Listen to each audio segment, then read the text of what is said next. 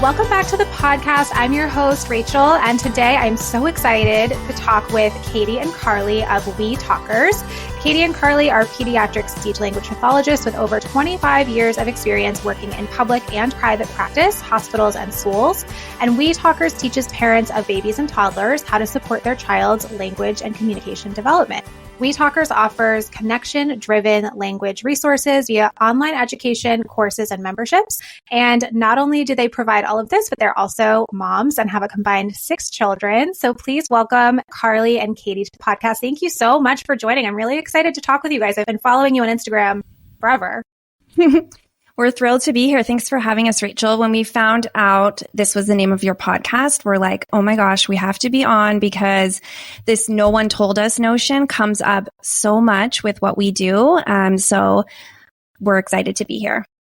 Yeah, I think with speech language, especially it seems like in the last few years, people are getting lots of mixed messages, right? So they're hearing one thing from the CDC or the AAP guidelines, or they're hearing something different from their pediatrician. They're hearing something different from people on Instagram. And then there's all this unsolicited advice that comes in too about how much a child should be talking or what you should be doing to encourage communication development. So I'm really excited to have you guys here today to answer some of our most burning questions about this. And I would love to just hear first I'm always just so interested to hear about people's Instagram or business journeys. So I would love to hear how you guys met and how you decided to bring your knowledge together to form We Talkers and kind of how all of that got started. So Carly and I were doing our own speech Instagram page in, was it 2009? You started in 2017, your Instagram, right? Oh, Carly? wow. You're an OG. Yeah. Yes, yeah, she is. I am. She is. And I was 2019. And so we found each other and started liking and commenting and kind of engaging and realized that we have really similar values and just are aligned. And so I was seeing a kid for speech therapy and I got a little voice memo from Carly in my DMs, slid into my DMs, our romance story. And kind of pitched a product together. And then we started working together on this community and loved it so much we couldn't really picture not doing it together all the time. And so we joined forces in 2020, right? Pandemic time? In 2020. It's been so fun. It's really, that's something that I missed a lot about working in the public setting was working with other speech therapists. Yeah. So to be together, it's just really fun and really creative. And we do live in 2 different countries, which is interesting, or a lot of times in a different time zone. But since then, we've got to hang out in person a bunch of times, film videos for our Songs and Stories membership and stuff. And it's super fun. Yeah. I love that. I think one of the things that most parents want to just make sure of, no matter what we're talking about, whether it's sleep or feeding or speech or gross motor development, is they just want to make sure that their kid is okay and that they're on track. So what would you guys say is some of the things that they should be looking for early on? So let's start with babies before we get into toddlers. What are some signs of proper communication development, even before language emerges, right? So what are some things that we should be looking for in our little ones to make sure that they are kind of on track and doing the things that they're supposed to do as far as communicating with us and understanding? Okay, we love that you asked this, Rachael, because a lot of times people are thinking, okay, speech therapist, that only starts when your child starts talking. But really, there's all these little mini milestones that we're looking for along the way. And I think things like motor development, it's more noticeable because there's the rolling and then the crawling. But speech and language, a lot of it is happening in the brain under the surface, and people don't even know necessarily what they're looking for. But some of the visible signs that we would look for early on are that social smile. So usually around 6 weeks, your baby starts smiling back at you. You're hearing those cooing sounds. And then around 6 months to 10 months, we look for consonant sounds. And that's a big range there. We hear a lot of families are worried, 6, 8, 9 months when their baby's not babbling yet. And that's when they're kind of ba, ba, ba, ma, ma, ma. But for a lot of babies, we don't hear it till up to 10 months. So there's a wide range, just like you said, with everything in development. So I think it's important to understand kind of those ranges. We wouldn't be concerned that a baby's not babbling until more like that 10-month, 12-month time is when we would suggest like making sure you did your newborn hearing screening, that kind of thing. And then some of those like not as noticeable things that are happening is their understanding of language. That's something that gets really strong before those first words. So I'm sure like you're seeing that with your youngest right now, where maybe she's not saying that much, but she's understanding a ton, right? When you say, "Where's daddy?" She's looking. Yep. When you're saying, do you want your milk? Whatever it is, she is very aware of what's going on and understanding. So I think that that's another thing that families can look for. And then as far as words coming, it's usually around that 1 year mark is when we see at least one word. There's so much more that counts for a word than parents realize. We just did an Instagram post about this recently. So it doesn't need to be pronounced perfectly. If they say ma for mama or mom, da for daddy, like that counts. It doesn't have to be this perfectly pronounced thing. That will come with time. Gestures is another thing we look for in babies. So I'm sure you're noticed like your little one, like reaching up to be picked up, pushing things away, shaking their head no. This is all communication and should be absolutely celebrated and honored. And then you can just repeat back to them, layer those words on top. So they're making that connection between this nonverbal communication and like the word. Yeah, I love that. And you're right, because my son, actually my 6-year-old, just said the other day, he's like, "Mommy, I think Lenny is really understanding a lot of what we say now." And we have noticed this huge like explosion with her where she is definitely saying like a couple more words than she was even just a few weeks ago. She doesn't have a ton yet, but she is understanding almost everything, it seems like. So it's really exciting. Yeah. It's fun for the siblings to watch too. Yeah, that's so neat that he noticed that. How observant. Yeah, it was really cute. And like you said, I love that you included the gestures as well, because she was, waving much before she could say hi. And I would love to hear your thoughts on this, because I know this is another kind of hot topic. Is we've taught her a few signs. We don't do like tons of sign language or anything, but we've taught her a few signs from, around 6 months or so. I think we started. Usually we do it with our kids when they're starting solids, because it's nice for them to be able to sign more and stuff. What are your guys' thoughts on sign language or teaching babies signs? So we love it. We're big fans for babies and for like toddlers who are late talkers. I mean, there's really a lot of benefits from it, and it certainly does not deter kids from using like verbal spoken speech if they are able to. But we find that babies especially are able to imitate physically before they're able to imitate verbally. So when you can help teach them like that cause and effect that sign language teaches, if I do this with my hands, if I put my hands together to sign more, and my mom gives me a puff that I wanted more of, then that has so much power. That language has so much power. And you're teaching them the power and the back and forth of communication, which just encourages them to try more and imitate more. So we see so many benefits with signing. It also really helps with their understanding of language. If you're giving them like the verbal input and a sign, like you want to get your shoes on, let's get your shoes. And I'm using the sign for shoes and I'm saying the sign for shoes.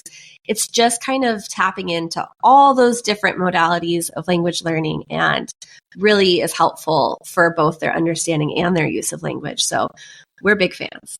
Yeah. And I think that can sound overwhelming. Like, okay, now I need to teach my baby sign language. We're saying like, even just pick like a handful, like you, Rachel, you're saying mealtime. That's perfect because they're contained, they're in a chair, they're face to face. Like teaching them more and all done. And like, some people like to do please. It's a pretty easy one and it's kind of cute. Not that your baby needs to say please. I'm just saying like as a way to request something, it can be kind of functional. Yeah. And it's totally adorable. Saying, like, we taught her that one. It is adorable. So adorable. Please is very cute. And we have like, if you're like, what are these signs? Like we have reels. We should like pin them up when this goes live or something. So yeah, for sure. We have like mealtime, 5 mealtime signs or 5 easy signs, because it doesn't need to be this whole big thing. And then like Katie said, if a toddler's not talking, not meeting those milestones, then we really encourage it for them, because we want them to to have that functional communication, to be able to interact with their family. So for sure. Yeah, and I think like also looking at what they're interested in, like what they're, if they're really into like the light. That was like one of my oldest sons, like one of his first word was a sign for light because he was kind of obsessed with turning the lights on and off. Well, that was a great one to teach because he's not going to say light. That's kind of a tricky word when he's that makes sense. 12 months. Yeah. Oh my gosh, that's cute. Yeah. The only time that the signs have backfired on me was I would teach the sign for milk. And so at night she co-sleeps with me and I just see out of the corner of my eye her going like this, like all night long. It's like a nightmare come to life. She's like over you. That one. Yes, literally. It's like from a horror show. It is. Oh my gosh, that is hilarious. I'm glad she can advocate for herself and girlfriend can speak up for her needs. Yeah, love it. Can you share some simple and doable tips or ideas?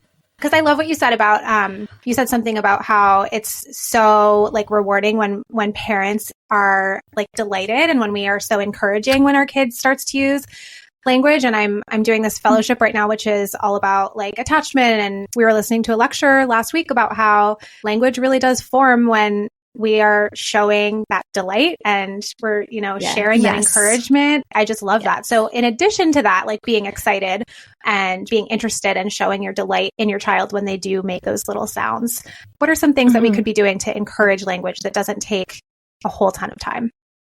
I think on that note you were saying about like noticing what they're interested in and things like that. It's just like that responding back. So like even if you're busy, Rachel, and you're in the kitchen and Linny's like over there, if she makes a sound and you say back to her and you just look over and she's at the little play kitchen, you're like, yeah, you're washing your hands, wash, wash, wash. So you're modeling things that they are showing interested in. She's leading the way. You let your child lead the way and then you layer the language on top of that.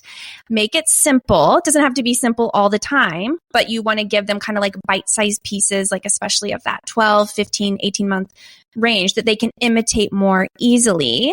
And then you want to give them that rich, robust language model as well. You know what I'm saying? Like it's not one or the other. You can talk to them normally and say full sentences, but then also layering in some of that, like I said, like repeating the words, keeping them simple, making them pop. What were you going to say, Katie? That. I was just going to say that, like, I think a lot of interpreting what they might be trying to say too can be really helpful. So if you're getting them dressed and they're having a fit that you're wanting them to wear pants when it's 40 degrees outside, then you can say like, oh, you don't want me to put your pants on. I hear you. We're going to wear pants today. Let's put our pants on and sing a song about pants, or like, try to make it playful and fun as much as you can when you're in that right headspace. But I think just kind of interpreting, right? Interpreting what they might be saying if they had the words to say it. That's kind of one of our biggest tips, because you're creating associations with those words. So they might not know what the word pants are. They might not understand how to say pants, but the more that you talk about putting their pants on, would you want the pink pants or the blue pants? Like the more they hear that word and they experience pants, they're going to start to learn, oh, these are pants. And then when they can talk, they will say the word pants. It's just a bunch of little steps along the way. They'll say no pants. Yeah. Spoiler, they will say no pants. So it sounds like you're saying just like real world, functional. Real world. Yes. Like what is actually happening? Because I think a lot of parents think they need to like sit down and look at a book with their baby and say, this is a horse. Say horse. What does a horse say? And they have to do all of this like direct instruction, and you don't have to do that at all, is what it sounds like you're saying. Yeah, we love like real world in the moment during your daily routines. We also love reading, but like that example you gave is another huge tip we have, is like decrease the amount of questions you ask, because nobody wants to feel like it's a test. We always say learning to talk should not feel like a test. And we see a lot of families come to us and they're quizzing, and it's totally natural. We get it. Like you want to know what they know, so you ask them, and it's just kind of overwhelming, and you're going to get a lot further if you're modeling. So if you're looking through that book, actually, we're going to post about this today, huh, Katie? Not asking so many questions, but turning that into a model. So instead of what color is it? Oh, wow, it's a big blue horse. It's So they're hearing that model rather than the question all the time. Mm-hmm. Amazing. Okay, we're going to take a quick break. And when we come back, I want to ask about what parents should do if they're concerned with their little one's speech development. We'll be right back.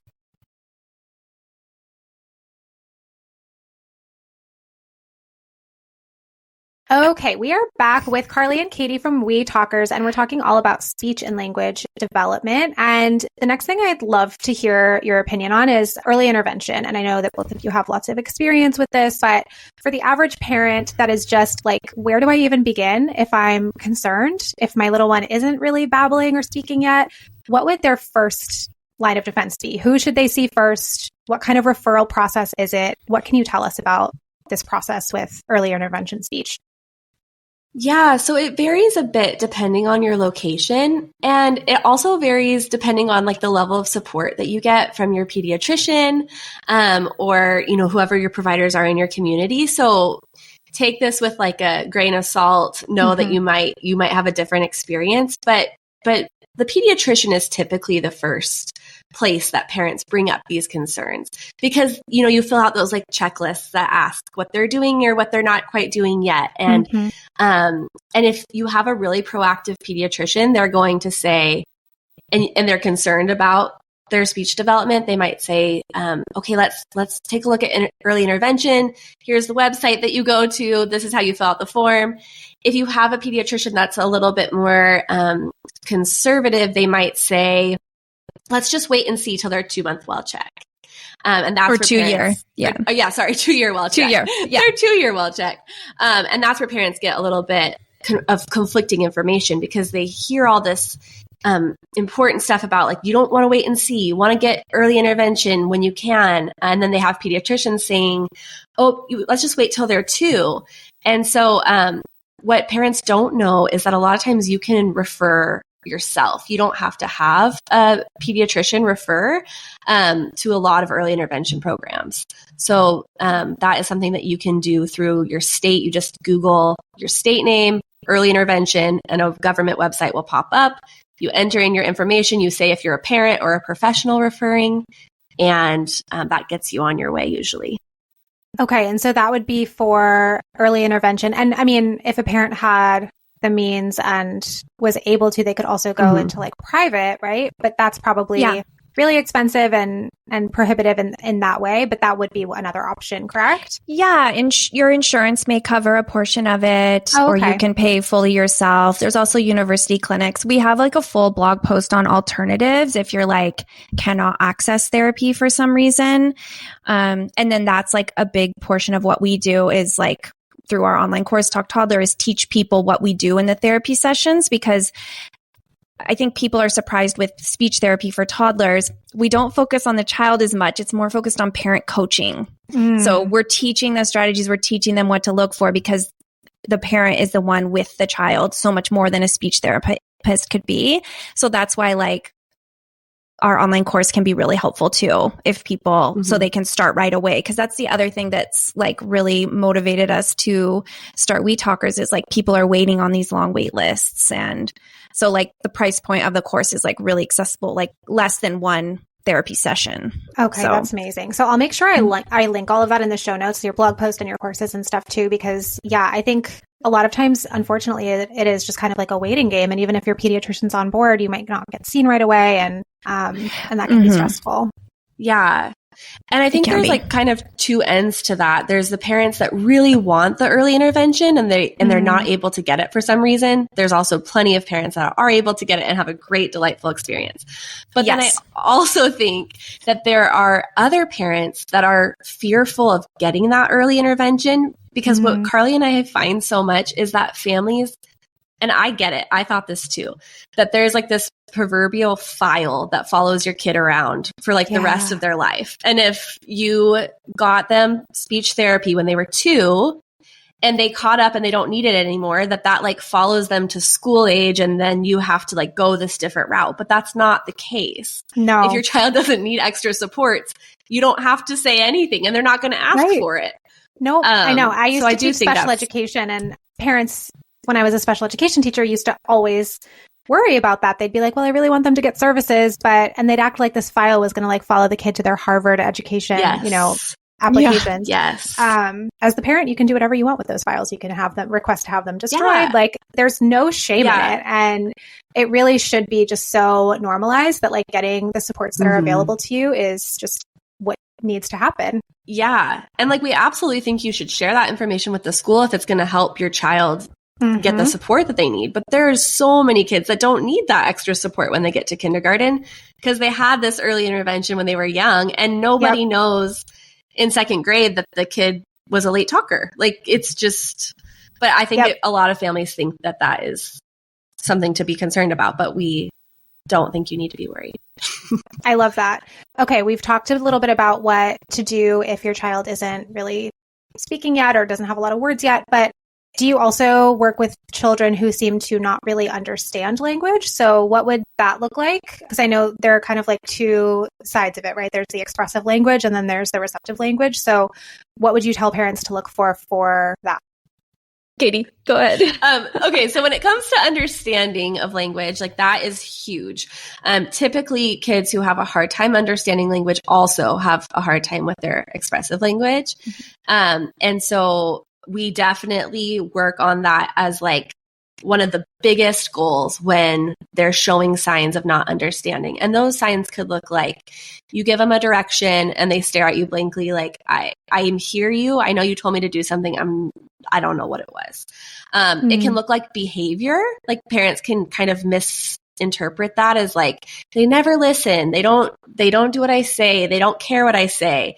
When like in reality, they have a hard time understanding some basic concepts like on or off or under. We give them directions that contain those concepts all the time.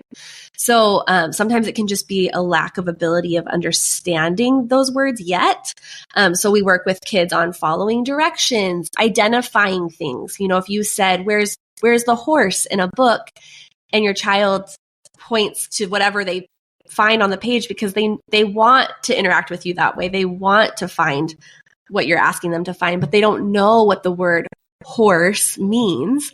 Then we work with them on just identifying objects and pictures. And yes, to answer your question, we work with a lot of kids on their understanding of language because it is so important and such a precursor for them using their words and expressing their thoughts and ideas. So those are some breakdowns that you might see if you have a child that you suspect isn't understanding.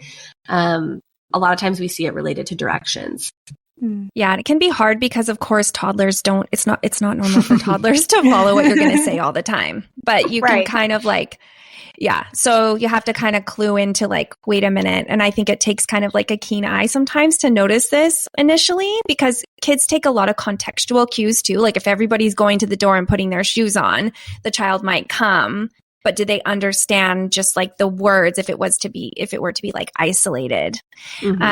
So these kids are going to need a lot more repetition, a lot more visual cues. So if you're experiencing that at home, that's what we would say is like they're going to need some extra support with like if you say come and they don't, you might need to go grab them by the hand and you know show walk like an elephant over to the door. You know, make it fun in a way that you can get them on board with what you're saying. Yeah. Okay, perfect. So the next thing I want to ask you guys is kind of a controversial topic. I'm sorry. It's all right. Screen time. There are so many different opinions out there about screen time, and there's so much misinformation out there about screen time. There's like one end of the spectrum where people think that, you know, their child can learn to give like oral presentations just by watching YouTube. And then there are other people who think that watching any screens is equivalent to giving your kid crack. So what is true? Is it somewhere in the middle? What are your guys' main thoughts and opinions on screen time? Let's talk about like for babies, toddlers, like under 2. Should they be watching anything? Is there something that is better to watch than others? Like, what is your opinion?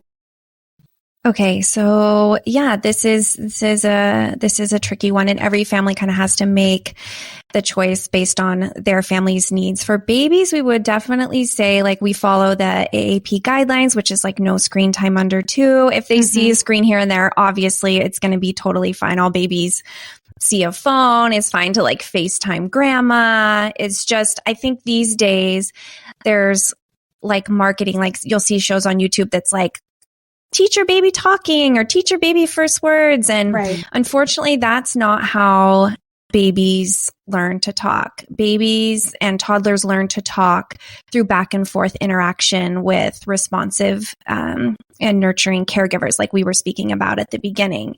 So your baby may repeat something they see on a show, do an action that they see on a show. But when we think about truly what communication is, this is sending a message back and forth between two people.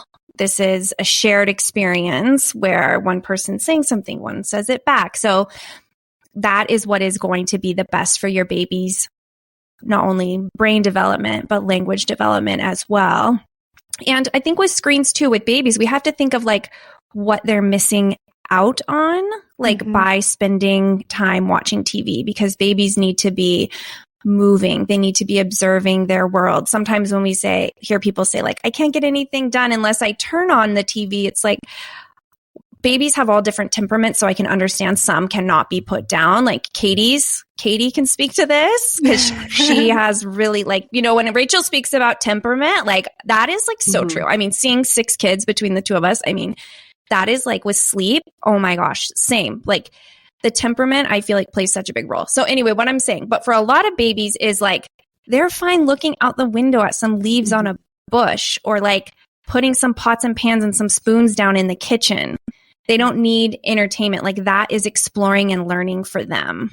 So I would just say like, if you can try, if have been relying on the TV, then like try these other options first. That's going to give you like way more bang for your buck, developmentally speaking. Yeah, I think there's just no substitution for like the real thing, especially as a baby. Yeah. And then, so what about for toddlers then? So are there certain shows that are fine and others that are bad, or is it as little as possible no matter what they're watching? What do you guys think about like 2 and up then? Yeah, I mean, I think we look for, content, context, like we look at the 3 C's. There's the content that your child's viewing, right? Not all content is created equal.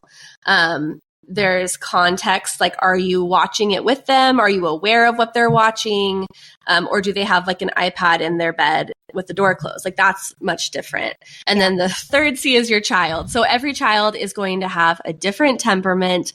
There are some kids that, like my daughter could watch TV all day long if I let her, and she honestly probably wouldn't be that impacted by it. Whereas like if one of my sons watches one extra show, it's like, whoa, I can tell you watched an extra show. Same parents, same thing they're watching, totally different vibes after TV. Yeah. So it's different. So your child very much matters, and what they're into matters. So we kind of look at screen time for toddlers through the lens of those 3 C's: child, context, and content. Child, context, and content. Yeah, I think we should add a 4th C, and it should be caregiver, because this one is for Katie and I, is like, we will not put on a show that we find super annoying. So like one thing for us is like, we're just not big YouTube people, because we get annoyed, the pop-ups, the ads, the sidebar, then they want to watch the hamster going through the maze with all the plastic balls. And we're like, no, we get annoyed. So for us, YouTube is like, we can't handle it. It's too, it's just opening a huge can of worms. We call it the rabbit hole. It's just, and they find the little random things that are like way over commercialized. So I'm the same way. There's like no YouTube in my house. My son went through a brief blippy phase when he was about 3 during COVID. And it was truly like the darkest time of my life. I heard those songs in my sleep all night long. And YouTube, I feel like they can, I mean, my kids don't watch TV on tablets, and maybe that's part of it. We would have to put it on the TV. But that's another thing I wanted to ask you about, actually, is like, you talked about context. So would that be iPad versus TV? Because I always feel like having them watch on the TV, it's more of like a shared experience. Like I can see and hear what they're watching together. An iPad, I don't like the idea of them being on an iPad unsupervised. Yeah, no, we're the same. We're the same. We actually had bought tablets when we went to Oregon a couple summers ago, and we told the kids that we rented them. Yeah, this is hilarious. She tells her kids they're rented. You are genius. They're rented, but they're in a closet. They're in a closet. They're in a You're closet so rented. smart. Oh my God. Because we have 2 iPads that we only use for like plane rides and travel. They don't ever get to use an iPad. Like once in a while, if like my husband's watching football or something and they want to watch a show and it's the weekend and they're allowed to, we'll prop up the iPad while they're eating lunch or something. But otherwise they don't use them at all, but they know that they exist. So they ask for them sometimes and I have to say no every time. Totally. So we told them that we rented them. I have another friend who tells her kids that they only work on airplanes. She's like, oh, they only work on airplanes. And that's just like, these are the lies that are okay. Yeah, I know. So anyway, we totally agree with you. TV, I think what's really hard is like we know that co-watching is incredibly helpful for kids, but for us, we use screen time when we need a break. Like if we're I doing something else. On, exactly. Couch with you, I wouldn't be offering you a screen. Right. But it's also really helpful when it's on the TV and you know they're watching Bluey. You can say something like, oh, did Bingo fall off of her bike? Like you, even if you just heard it for like 1 second and you can know what they're watching when they play out what they saw, you kind of have like context for what they're playing. If they're building an elaborate fort from something that they watched or, pretending like they're an octonaut or something underwater, like, you know what they're talking about, as opposed to like when they have the iPad, you just aren't privy to as much. And it's hard to be part of that world. Well, and then when they try to communicate with you about what they've watched and you don't know the show or the characters or what's happened, it's like you have no idea how to interpret that language for them. And that can be frustrating too. Like we've definitely had that happen with us when my kids were a little bit smaller and we couldn't understand them as much. So, okay, you mentioned Bluey, which I love. And I would love to hear some of your other favorites or like approved shows for toddlers and little kids. We love Daniel Tiger too as like a good little first show. It's like the routines. We like the little songs in it and things like that. It's cute. Tumbleleaf. It's nice. Octonauts, I like my kids have always been like super interested in like sea creatures and like that kind of stuff. So they've sometimes like the plot kind of went over their head when they were little, but like they liked the animated, animal creatures. And I think like when we look for shows, we look for calm vibes. We look for like positive messages. We look for just kind of a slower pace. And shows that aren't trying to sell kids on more and products. I love Duck and Goose. Have you guys watched Duck and Goose on Apple TV? No, but I have a couple of those books. Do you know I didn't know it was a show. Yeah, It's it's really show. cute. And it's darling. Like I'm obsessed with Duck and Goose. That's a really good one. Apple TV actually has a bunch of slower paced shows these days. I was going to say, I don't think I've ever checked out the kids section on Apple TV. We're usually on like either Disney or Amazon Prime. They have a couple on Netflix that they like, but okay, I'll check that out. Yeah. We're going to take one more quick break. And then when we come back, we're going to talk about how we can empower ourselves as parents. And we're going to talk a little bit about books when we come back.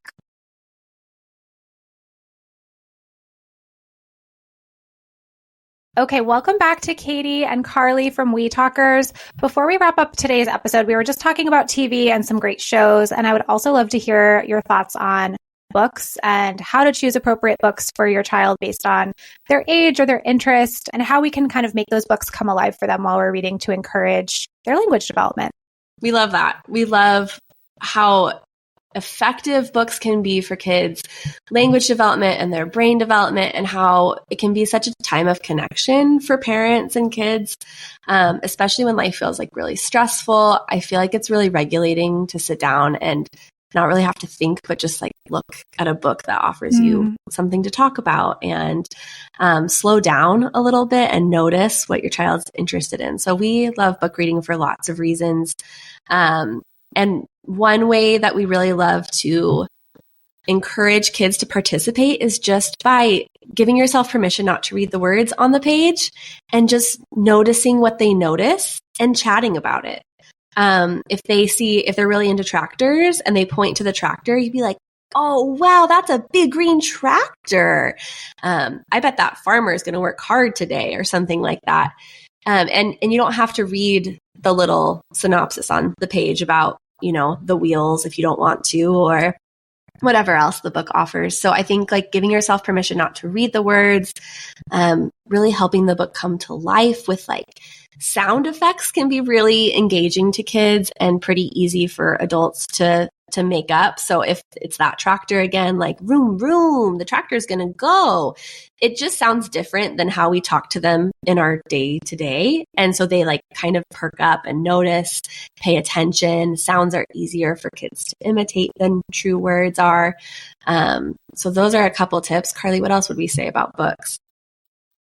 I think the overall goal is just having fun with it. It's not to get through the book. It's not to sit for a certain amount of time. It's just you want to make books and a positive experience in your home. So that starts at a young age. So keep the board books out as toys, just have fun with it. And one tip we have, if your toddler is like, or if your baby, if you're thinking like, my child will not sit and listen to a book, like there's no way. A lot of kids go through this stage because they're busy. They want to be up and moving. Like one thing, they don't need to be sitting in your lap. They can be kind of wandering around and you read it. They can be in a high chair at snack time and you read it and they're somewhat occupied. They can be in the bath and you read a book. So it doesn't have to be like what you see like in the nursery in a chair, like bedtime bliss. Totally. It can be every kid is so different too. Like my oldest, we used to joke that his favorite toys were books. Like he didn't want to play with toys. All he wanted to do as a baby was look at books. Yeah. Like, under a year old. That's all he wanted to do.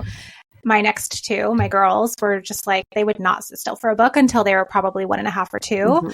So we had to do stuff like that where like I would just sit down and start opening and looking through a book and they would see what I was doing and want to come over to me and check it out too. And we would I love that tip you gave, Katie, about just talking about what you see out of the book. Like you don't have to read every word. I posted a reel recently about reading at bedtime and so many parents messaged me like, but my kid won't let me read the words. Like they just keep turning the page, or trying to rip the book apart or something like that. And so that's a really good tip to just like let go of the story. You don't need to tell them the whole story. Just, get them engaged with the book in some way.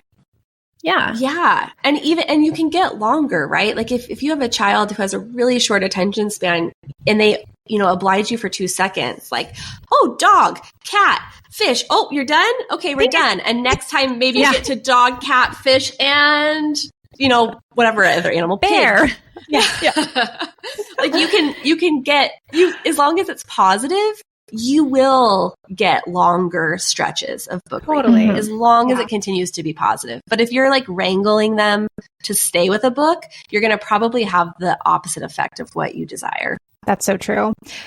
Guys, I had such a good time talking with you today. One thing that I always try to ask when parents come on the podcast, which most people that come on the podcast are parents, but I would love to hear from each of you what something no one told you was. Like what, before you became a mom, what do you wish someone had told you that you just like were not ready for? I think for me, it's that I didn't realize it would be so much of like a personal growth journey. Like I was thinking more about the kids and like, oh, we'll have to change diapers and feed them or whatever. And then I just had no idea how much I would need to like expand and grow as a person and how much love there would be, but then also how hard it would be and just how much you just need to like keep showing up every day. How about you, Katie? I mean, I have a lot of thoughts on it, but I think the thing that comes to mind is like, you can have the best intentions and the most education, and it still might not turn out exactly how you were picturing. And just kind of coming to peace with like parenting the child in front of you and being the person that you are, like, is just a unique combination that nobody else has the answers for all the time. I think that's what I'd say. That's so true. And those are actually some of the most common responses from people is that, oh, really? Like people just say it really doesn't have anything to do with the baby or the stuff or the nursery. I just didn't realize how much I would change or like how many emotions I would go through or how I'd have to learn how to like reparent myself and deal with my own stuff. Yeah, a lot of people say that. So thank you for sharing that. Where can people connect with you online and find all of the amazing resources that you've mentioned throughout this episode? So we're at wetalkers.com and you can find us on Instagram at wetalkers. It's WEE, like little. you have a songs and stories platform. Can you share just a little bit about what that is? And then you also have a Talk Toddler course. Yeah. So speaking of screen time and books, we've combined, two things that are near and dear to our hearts and basically created our own kind of show that is basically like library story time. Have you been to library story time, Rachel? Yes. Oh my gosh. Kids? Love it. My mother-in-law is a librarian. So I love it. So my kids love the library, love story time. We've done that since they were babies, and it's so much fun. And it's just a nice, free thing to go do and meet other parents and just to get out. So I always tell people to check out their local libraries. Yes. Go to your local library. And if you're at home and you can't because the schedule, blah, blah, blah, you can watch us online on our own platform. It's not on YouTube.